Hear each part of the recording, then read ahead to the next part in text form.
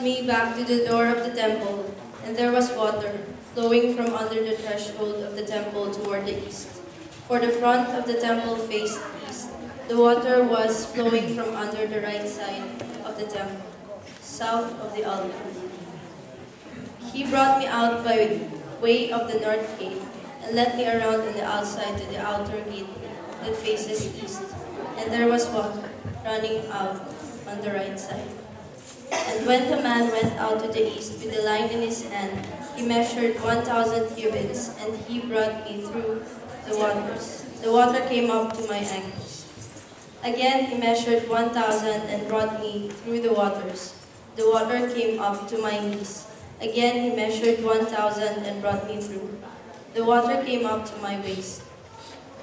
Again he measured 1,000, and it was a river that I could not cross, for the water was too deep, water in which one must swim, a river that could not be crossed. He said to me, Son of man, have you seen this? Then he brought me and returned me to the bank of the river. Now when I had returned, behold, at the bank of the river were very many trees on the one side and on the other. Then he said to me, This water flows toward the eastern region, goes down to the valley and enters the sea. When it reaches the sea, its waters are healed. And it shall be that every living thing that moves wherever the river goes will live. There will be a very great multitude of fish, because these waters go there, for they will be healed, and everything will live wherever the river goes.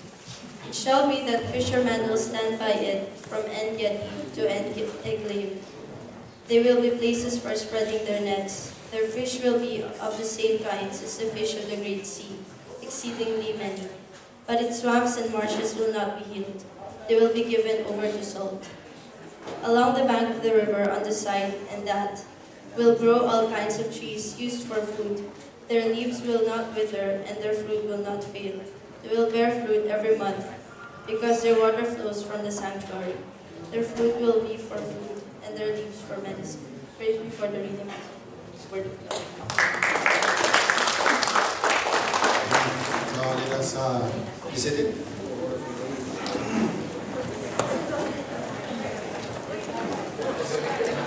Is there anybody non-Filipinos here? Can you raise your right hand? Nepali. Okay. So before anything else, before we proceed, magbatian muna tayo. Let's greet one another.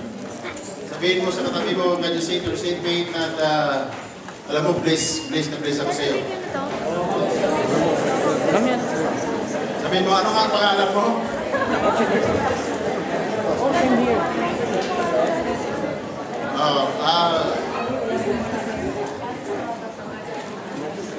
You have to know your seatmate, no? Alamin kung anong pangalan, no? Hindi tayo traditional church ngayon, magkakilala tayo lahat. Amen? Hallelujah. So this day is the 7th day of the 7th year anniversary. Kaya fresh na fresh pa yung worship team. Ano pa nila, suot pa nila yung uniform sa Crown Plaza. Kaya, hallelujah. Do you remember the anniversary in Crown Plaza? No? It's so amazing. Nakikita natin na maraming mga gifted sa mga kapatid. Sa drama, jump, sila brother, managed by Brother Alvin. And si Kaina. So marami ko lang gifted. So, hallelujah. So next week, be punctual. God is a jealous God. Pag mayroon kayong mga importanteng bagay na puntahan, lalo na kung talagang interesado kayo, gabi pa lang, hindi na kayo magkakatulog. No? So you must at least very early to that place. Now the Lord is calling you. You know, in the 700 Club International, it is can be seen in the television. Many has acknowledged Christ. Many has accepted Christ because of the 700 Club. And many has got healed because they are just they are praying in the television, and they they tell the viewers that to hold the TV and hold your pain wherever in your body. And so many got healed because of this 700 Club. Now, ang presidente po mga kapatid ay will be with us. This is the special church. We have 125 churches here, and only all nations ay pupuntahan niya dito. Amen. Mga special kasi yung mga mukha niyo eh. Amen. Tingnan mo nga yung katabi mo. Hallelujah. Special yan. Walang katulad yan. Yung mukha niyan, kahit ganun na yan, walang katulad yan. Amen. So, are you ready to listen to the Word of God? Amen. I will introduce to you the speaker for today. He is one of the elders of the church. And he's also a gifted servant of God. Hallelujah. He's working in the Women's College and very blessed because of their family is serving the Lord. Yung nagbasa ng gospel, yung isang maestra, nag-member ng music team, at siyang sa cooking ministry sa bahay lang nila. Amen. At ang cooking ministry daw yung speaker today. Hallelujah. And their children is also a very gifted children. So let us welcome the presence of the heart of the Holy Spirit in the heart of Brother Francis Valdez. Let's give a clap for the Lord. Hallelujah.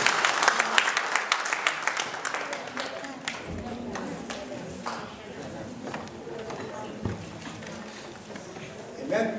Hallelujah. Hallelujah. Amen. Can we just give a clap offering to the Lord?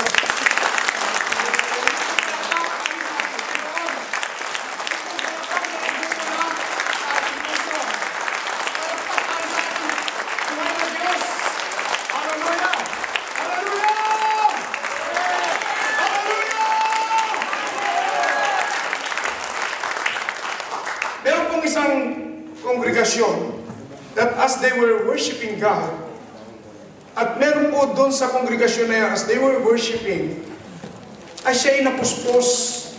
At nung siya napuspos, sapagkat po ito ay bagong convert lang, bagong kilala lang sa Panginoon. At sabi niya, habang siya napuspos, tinat siya ng Panginoon. Sabi niya, Lord, sabi niya, aalisin ko na ang pagiging lasenggo ko. No? Hindi ako yun. Amen. Aalisin ko na yung pagiging lasenggo ko. At dahil siya nga ay lasenggo, lahat ng mga tinda niyang alak, sabi niya, itatapon ko na lahat ng mga alak na ito sa ilog. Sabi niya. And then, yung worship leader, as he was stunned, he was thinking of the next song. Sabi niya, Lord, what would be the song? Wala siyang maisip. And so what he said, brothers and sisters, let's sing, let us all go gather into the river. Hallelujah. Ibig sabihin, gusto pa niyang uminom. Amen? Pero wala po yan sa All Nation. Amen? Sapagkat ang lahat ng All Nation hindi lasing physically, kundi lasing sa salita ng Diyos. Amen? Sino po rito lasing sa salita ng Diyos? Amen? Sino po rito may dala ng salita ng Diyos? Amen? Tayo po lahat ay tumayo as we recite our Bible declaration. Amen. Let us recite our Bible declaration and let's recite this on top of our voice.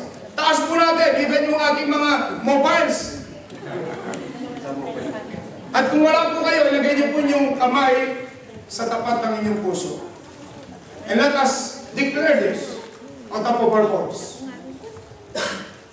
This is my Bible. This is my Bible. I am what it says I am. I am what it says I am. I have what it says I can do. I am what it says I can do. Today I will be taught the Word of God. I boldly confess. My mind is alert. My heart is receptive. I am about to receive the incorruptible, indestructible, everlasting seed, the Word of God. I will never be the same. I will never be the same. Never, never. I will never be Amen. Let's remain standing as we pray. Heavenly Father, in the name of Jesus, and with the power of the Holy Spirit, Lord, fill this place with your mighty presence. As we, O Lord God, anticipate your blessing, as we, O Lord God, anticipate your presence in the midst of us. Lord, give us the key that will unlock the mystery of your word in the name of Jesus. And let signs, wonders, and miracles flow in the midst of your congregation. Father, we thank you, O God, as we bless your name and we bring you back all the highest praise, glory, honor, and power. In Jesus' mighty name we pray. And all the people of God will say amen. Amen. Amen. Amen. Let's give a clap for the Lord. Amen. Kahit yung mga pagpuna. Nakikita po ba sa pandarang likod? Can you see me at the back? Amen. Now, if I may show you this picture, we are all familiar with this kind of picture. Amen? Sino familiar dito sa litratong ito? This picture is what we can see in the Philippines. These are examples of Pasig River or Tarlac River or any river which are already polluted. If you look at this river accepts all the kinds of pollution that coming from the tributary places. Merong pollution galing sa puniraria, merong pollution galing sa squatter, merong pollution galing doon sa market. So if we look at this river, it is already ecologically dead river. Amen? Kanya nga meron tayong sinasabi na anak ng Pasig ba? Yung kanta na yan, di ba? Yung, Pasig. Anak Pasig naman kayo. Because of this song, okay, to revive the river of Pasig. Hello? Amen. Now, ako, papasalamat nga ako kasi yung aking may bahay ang nag-drawing po nito. Amen. Amen. Palakpakan nga po natin. And it was presented when I was working at the Department of Health. That was in year 1992. We presented this when we made the Pasig River Rehabilitation Program. So if we look at this river, it is already ecologically dead river. But we will not talk about an ecologically dead river, but we will talk about the river of the mighty God. Amen. Amen? Because the river of the mighty God, it speaks progression. It becomes deeper and deeper as it flows. And it represents the outpouring of the Holy Spirit in the last days like never seen before. And it gives us a picture of how we are willing to go deeper and deeper into the mighty river of God. As Ezekiel describes this mighty river of God at different levels, to the point that he was already swimming into the mighty river of God. Tell the person on your right, I'm in progress. I'm in transition. I'm in transition. See, we might not be perfect today, but we are on our way to perfection because we are in transition. Amen? Amen. I just want to prophesy to someone here. Those who are having problems and trials and things that you cannot take it anymore. I tell you, brothers and sisters, God is telling you that you can make it. Amen. God is telling you that you can make it. Many trials, or maybe you are in a hard spot in your life. Maybe you are experiencing hurts, disappointments. Maybe you are experiencing broken life, broken relationship, problems and trials in life. I tell you one thing, brothers and sisters, God will help you to make it. Amen. Amen. And it's going to be better and better. This world will not be better and better, but you are going to be better and better. Amen. Tell again the person on the right, I'm in transition. I'm in progress. Hallelujah. See, why did I say this? Because God has invested much in us. God has invested much in us to let us throw in the towel or let us drown into the river. Amen. God don't want us to let us drown or throw the towel, because God has invested much in us for you to receive His promises, for you to receive His abundant promise.